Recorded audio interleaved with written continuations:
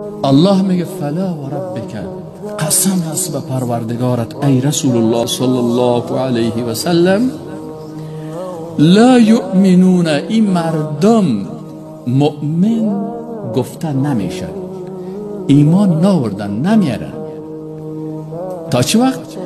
حتی یحکموک فیما شجر بینهم، تا وقتی که در اختلافات خود، چه اختلافات اعتقادی باشه، در عبادات اختلاف داشته باشه، در مسائل اجتماعی، در مسائل اخلاقی، در مسائل سیاسی، در مسائل اقتصادی، مالی، عسکری، نظامی، دعوتی، 12 قسم نظام که است.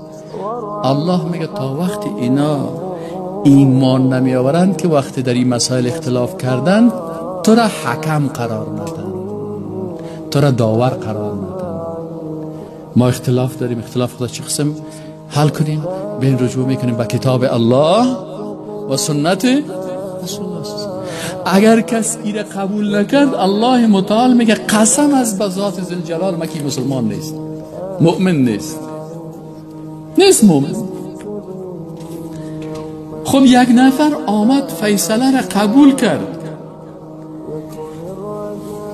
الله میگه هنوز مؤمن نیست.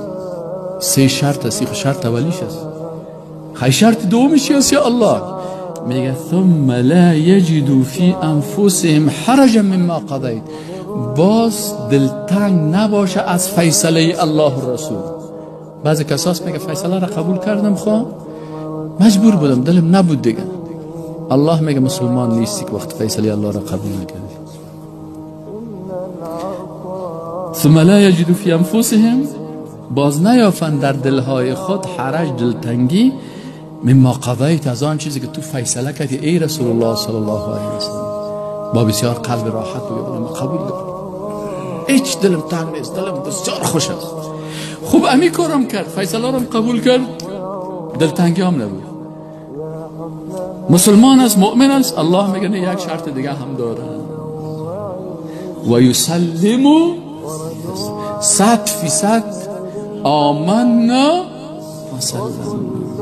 از این خاطر وقتی که آیت قرآن خوانده میشه و حدیث صحیح رسول الله صلی الله علیه و سلم خوانده میشه، در اینجا دیگه و ما کان لمؤمن ولا مؤمنة اذا قضى الله و رسوله امرا ان یکون لهم الخیرة من امرهم، باز اختیار دیگه نیست دیگه. میگه آمنا و سلمنا، تسلیم شدیم. اینی رو میگن شرط کلمه طیبه که انقیاد و چی است؟ تسلیمی است که هیچ حکمی از احکام کتاب الله و سنت رسول الله صلی الله علیه و سلم رد، اگر کس رد میکنه باز در چیش ضرر میرسه؟ به کلمه. چقدر سخت است، چقدر مشکل است. بعضی کسایی که عقیده رو نمیفهمه بس میگه آیت قرآن تو میگه نه ولی ما تو میگم،